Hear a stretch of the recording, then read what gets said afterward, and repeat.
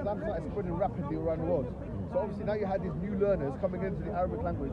They needed to stabilize the scaffolding, the linguistic scaffolding. So those diacritical marks aimed to serve a purpose, which in this case was the linguistic purpose of trying to facilitate the language for those people.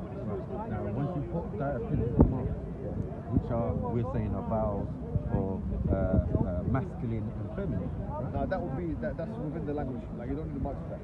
Oh, so you don't need the marks for Because that? the masculine. Right, so the masculine and feminine is already identified in the word. In the word, yeah. Right. So then when you add vowels or when you add things, does it change the sound of the word? The thing is, like in the Arabic language, there's something called I'rab, which is something which is in Arabic and Hebrew, other Semitic languages, but it's not actually in English. But the idea is that every third, like the last letter of the word, has either one of 4 different signs. Now, an Arab would know how to recognize those signs quite easy, because they know what you call the Arab, the grammatical forms. But someone who's learning the Arabic, they might not know how to recognize or reconcile these marks. So for that, which changes the meaning and the forms, you need to know.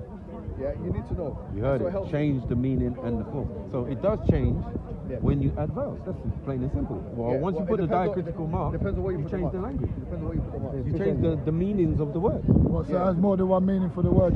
Well, obviously, it completely changes it in some respect. No, the diacritical marks, if, for example, we put them in a certain way, because you know how the Quran was revealed, it was revealed with 3 different things. That's one of the things about the Quran, it's a preserved book. So it was revealed with you had number 1, you had the written form, and you're right to say in the beginning. No, number 1 was the oral. All right, fine. But I'm not putting that in order. But yeah, you can say number 1 is oral. Yeah. Number 1 is oral. Yeah. Number 2, you can say the written form. Yeah. And number 3, you had the Arabic language. So this triangulated format ensures that the meanings and the vowelations and the sounds, what you say, is always going to be said the way it should be said or the way the Prophet said it. So it wasn't just, for example, like let's go back to your cap, yeah? I know it's just one word, but say for example, you teach your son and 10 other students, this word, you say it like this. Yeah. You give him your cap or you give him that word diamond, and now he knows, not only he's got the physical written diamond where it says diamond, but he can say the word diamond. He's been taught to say the word diamond, and all of your friends, or his friends, let's say, 10 other friends, know how to say diamond. Now, so there's an oral aspect where you've been tested and taught how to say it. Right.